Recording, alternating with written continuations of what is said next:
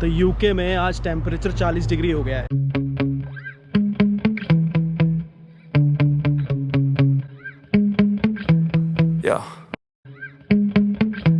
तो आज सारे रिकॉर्ड्स ब्रेक हो गए हैं, स्पेशली लंदन में। मतलब इतनी गर्मी कभी नहीं पड़ी।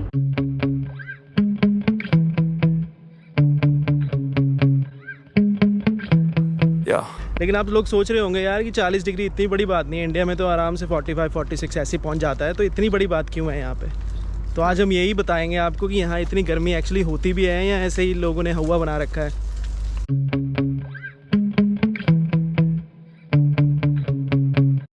तो यहाँ पे ये हीट वेव्स आती रहती हैं समर्स के टाइम पे, और वही है कि ग्लोबल वार्मिंग हो रही है तो उसके कारण थोड़ा थोड़ा टेम्परेचर बढ़ता ही जा रहा है। वो तो हर जगह का ही हाल है, ऐसा नहीं है कि सिर्फ यहाँ पे यूके में हो रहा है। हाँ। लेकिन बात यह है कि यूके में ऐसा टेम्परेचर होता नहीं है कभी कि इतना गर्म हो। और ऐसी भी बात है कि जैसे इंडिया में इतना टेम्परेचर है तो इंडियंस को इतनी आदत होती है, उनको इतनी गर्मी नहीं लगती और वो फिर भी इतना बर्दाश्त कर लेते हैं। लेकिन यहाँ पर जो लोग रहते हैं, जो कि यहाँ के मूल वासी हैं, तो जो यहाँ के मूल वासी हैं उनको यहाँ पे यहाँ की जो गर्मी होती है वो बिल्कुल बर्दाश्त नहीं हो पाती है। बहुत ही इनके लिए बहुत ही दिक्कत हो जाती है जब भी। और एक्चुअली मेन प्रॉब्लम ये भी है कि जो यहाँ का इंफ्रास्ट्रक्चर है वो इस मुताबिक बना ही नहीं है कि गर्मी को झेल पाए। एग्जैक्टली सब किसी भी जगह एसी नहीं लगा हुआ है, ना तो पब्लिक ट्रांसपोर्ट में और ना ही कोई घरों में। मतलब कॉमन नहीं है, घरों में होगा लोगों के, लेकिन यहाँ पे कॉमन नहीं है। फैंस तो होते ही नहीं है, ऐसे सीलिंग फैंस वगैरह तो होते ही नहीं है यहाँ पे।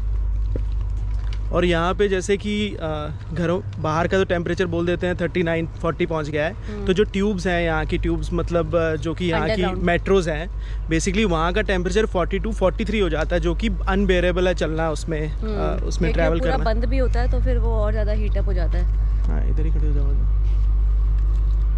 तो इसलिए इनको ट्यूब्स बंद करनी पड़ी, काफ़ी इन्होंने कैंसिल भी करी। और ऐसा भी है कि अगर स्पीड ज़्यादा कर दें तो आग भी लग सकती है ट्रैक्स पे, क्योंकि फ्रिक्शन के कारण। तो इन्होंने ये भी करा है इस बार कि काफ़ी ट्रेन्स बंद कर दी हैं और स्पीड्स भी लिमिटेड कर दी हैं कि स्पीड्स इतनी पे नहीं चलेंगी गाड़ियाँ।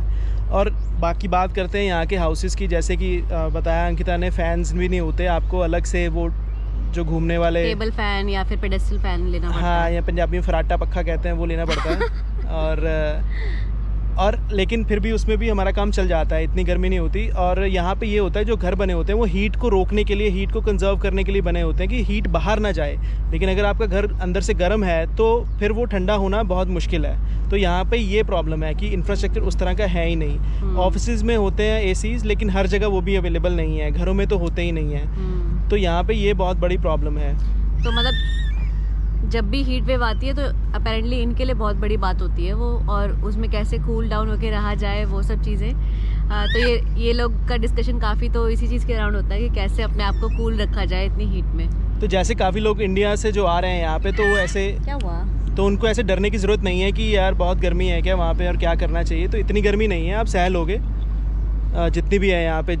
हमारे हिसाब से इतनी नहीं है। नहीं मतलब है, आज तो जैसे है काफ़ी, मतलब गर्मी है लेकिन मतलब सहनीय है। ऐसा नहीं है कि मतलब आपको एसी चाहिए। सहनीय तो वो तो टॉलरेंस पावर सबकी अलग अलग है। ऐसे इंडिया में भी कई लोग हैं जिनको बहुत ज़्यादा गर्मी लगती है, जो नहीं सह पाते।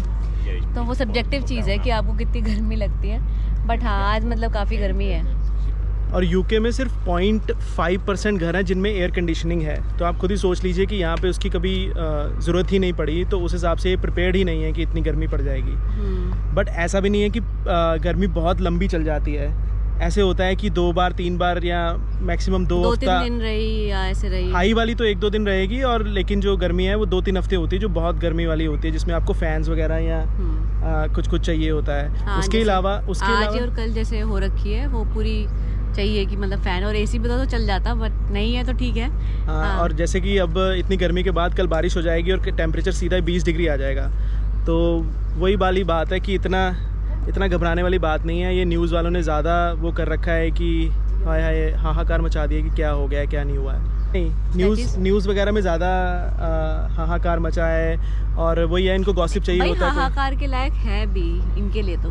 हाँ इनके हिसाब से है, लेकिन मतलब क्योंकि यार जो हमेशा ठंडे ठंडे उसमें रहता है और इतने सालों से ठंडा ही मौसम देखता हुआ आ रहा है, तो यहाँ तो वैसे भी पूरा या तो बारिश होती है, ठंडा होता है मोस्टली। बट ऐसा भी तो है ना, ये भी तो लोग घूमने जाते हैं, बाहर चले गए, यूरोप चले गए, स्पेन चले गए, जहाँ पे टेम्परेचर 40-45 चला जाता है। हाँ, दुबई हो गया और ये जगहें होगी तो टेम्परेचर तो सन टैनिंग और ये सब हाँ ये तो इतनी धूप में बैठ जाते हैं जो कि हमसे नहीं बैठा जाता है, तो मतलब हाँ बट यही है मेरे ख्याल से कि घरों में या काम करना है या कुछ भी उस तरीके का जब करना है तब थोड़ा ज्यादा इनको लगता है, क्योंकि घूमने फिरने में तो बंदे का टाइम पास हो जाता है। तो वही मेन चीज है पे चले गए या वो मतलब पानी वाली जगह हो गई जो थोड़ा ठंडक हो गई। हाँ। बट घर में तो और काम करना है तो फिर और गर्मी भी लग रही है। हाँ वही है कि एक्सट्रीम हीट वार्निंग यही है कि आप धूप में बाहर ना निकलें, जो ओल्ड लोग हैं या बच्चे हैं उनके लिए प्रॉब्लम हो सकती है, हीट स्ट्रोक हो सकता है उन लोगों को, तो उनके लिए मेनली है, बाकी सबके लिए सही है, इतनी कोई दिक्कत वाली बात है नहीं। तो अगर आप भी आ रहे हैं और आपको टेंशन है कि यहाँ पे बहुत गर्मी हो रही है, तो ऐसा कुछ नहीं है, ठीक है मौसम, और 1-2 दिन में ही चेंज होने वाला है फिर से।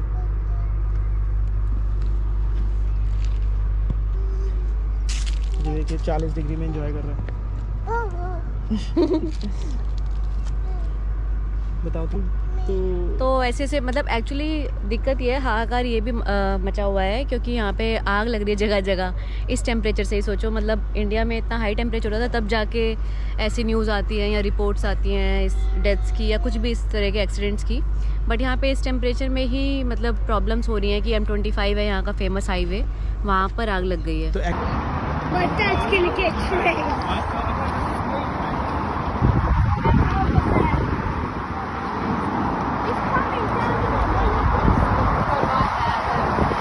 एक्चुअली उसका रीज़न ये भी है ना कि यहाँ पे ग्रीनरी काफ़ी ज़्यादा है, तो जैसे ही मौसम ज़्यादा ड्राई होता है तो आग जल्दी पकड़ लेती है जो सूखी घास होती है, तो इसलिए यहाँ पे थोड़ी आग लग गई है। और इवन एक्चुअली पोर्टुगल और स्पेन में भी यही हाल है। तो ये होता ही है जब ज़्यादा एकदम से वेदर चेंज होता है या गर्मी हो जाती है तो इस तरह का माहौल बन जाता है। हाँ बट इस तरह के वेदर के लिए प्रिपेयर आप कर सकते हैं, तो एटलीस्ट मतलब एक फ़ैन तो ले लीजिएगा समर के लिए, जो भी लोग मूव हुए या फिर मतलब प्लान कर रहे हो मूव होने का, तो समर के लिए एक फ़ैन तो चाहिए ही बंदे को। तो हमारे पास ये टावर फ़ैन ले रखा है हमने, पेरिस रोन करके कंपनी है, मैं डिस्क्रिप्शन में डाल दूंगा, तो आप भी ये वाला फ़ैन ले सकते हैं। कूलिंग ठीक देता है ये, तो आप इसको ट्राई कर सकते हैं। तो इसकी ख़ास बात यह है कि ये कहीं पे भी सेट हो जाता है, थोड़ी सी जगह चाहिए होती है इसको, किसी भी कॉर्नर में सेट हो सकता है एटलीस्ट। और चाहे वो थोड़े दिन के लिए होती है बट यार वो फिर भी एक कंफर्ट चाहिए होता है, वो टॉलरेबल नहीं होता। और सेकेंडली जो यहाँ पे धूप होती है ना वो काफ़ी स्ट्रेट पड़ती है, तीखी होती है, स्ट्रेट पड़ती है, तो यहाँ पे मतलब हर एक को वैसे तो एडवाइस किया जाता है अगर आप धूप में निकल रहे हैं तो सनस्क्रीन ज़रूर लगा के आएँ, SPF 50 के ऊपर वाला। और स्पेशली अगर आपके पास बच्चे हैं और आप वो धूप में खेलना चाहते हैं, बाहर जाके खेलना चाहते हैं, उनको हमेशा सनस्क्रीन ज़रूर लगाएँ। सनस्क्रीन प्लस हैट, यहाँ सनस्क्रीन प्लस हैट, क्योंकि यहाँ पे स्कूल्स में भी यही गाइडलाइंस होती है और आपका GP भी आपको यही बोलेगा कि बच्चों को स्पेशली बचा के रखना है इन चीज़ों से।